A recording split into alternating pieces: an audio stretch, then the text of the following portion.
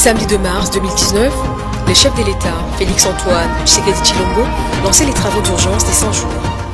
Dans son programme, un accent particulier était mis sur les secteurs des infrastructures dont l'état de lieu est peu réluisant. Pour matérialiser son engagement et booster l'expertise nationale, le chef de l'État a fait appel aux équipes techniques de l'Office des routes, des voiries et drainages. Aujourd'hui, sur 58 129 km de routes d'intérêt général, la République démocratique du Congo, notre pays, ne dispose que de 3 400 km de routes revêtues, soit près de 6% seulement. Cette situation, qui n'est pas digne d'un grand pays comme le nôtre, doit changer.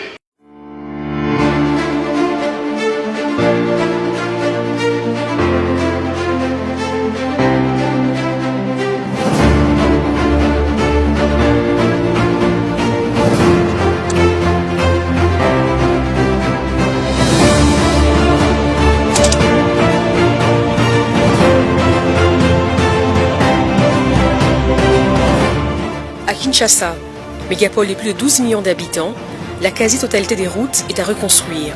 Aux grands mots, les grands remèdes, les équipes décident de construire des chaussées rigides, comme ici, sur l'avenue de l'Université.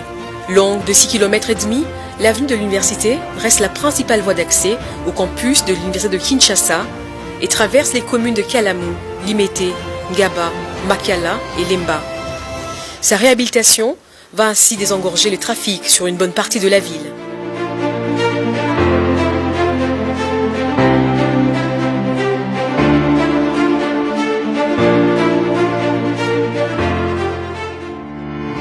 Un peu plus au centre, l'avenue Sayo facilite l'accès aux communes populaires de Kasavubu et Ngiringiri. La chaussée a été complètement revêtue d'une nouvelle couche d'asphalte et les nids de poules qui caractérisaient cette avenue ont complètement disparu.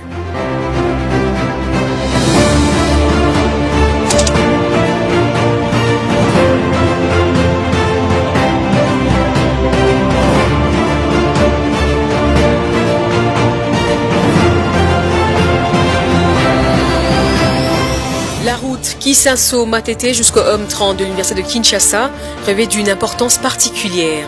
Sa construction a permis de désengorger les autres voies d'accès à l'Unikin. Désormais, les étudiants ne se voient plus obligés d'effectuer un long détour pour se rendre vers la Tchangu.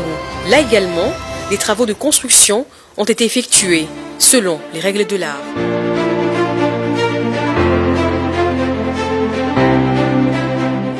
L'avenue Bokassa était devenue depuis plusieurs années un cas emblématique de la déliquescence de la voirie de Kinshasa. Ce sont des travaux d'Hercule qui ont été effectués pour faciliter l'accès au centre-ville et principalement au grand marché.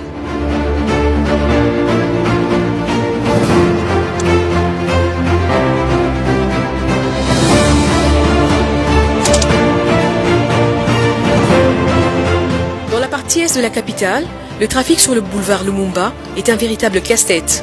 L'une des solutions urgentes est la réhabilitation, au mieux la construction d'une voie asphaltée secondaire à l'avenue Kulumba.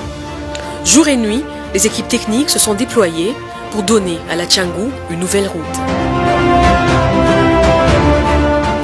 À l'ouest de la ville, l'avenue de l'école dans la commune de Galema a refait peau neuve. Les points chauds et autres bourbiers qui causaient du tort aux automobilistes ont cédé la place à une couche d'asphalte. Il est aujourd'hui aisé de rouler sur cette voie qui mène vers le nouveau quartier le long du fleuve Congo.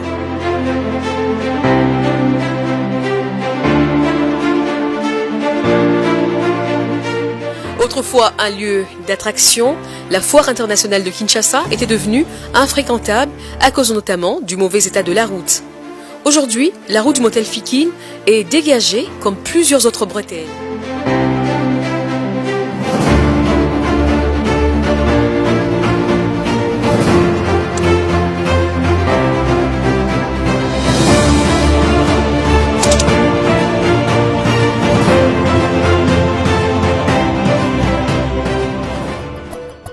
Le développement de la République démocratique du Congo et l'unification des provinces passent aussi et surtout par les routes. Dans l'ex-province orientale, le pont Lubuya, jeté sur la rivière du même nom, à 59 km de Kisangani, relie désormais les provinces du Nord Kivu, Sud Kivu, Maniema et Chopo. Ce pont de 30 mètres, posé en 25 jours, vient ainsi remplacer la vieille infrastructure des années 50. L'évacuation des minerais et produits vivriers est assurée.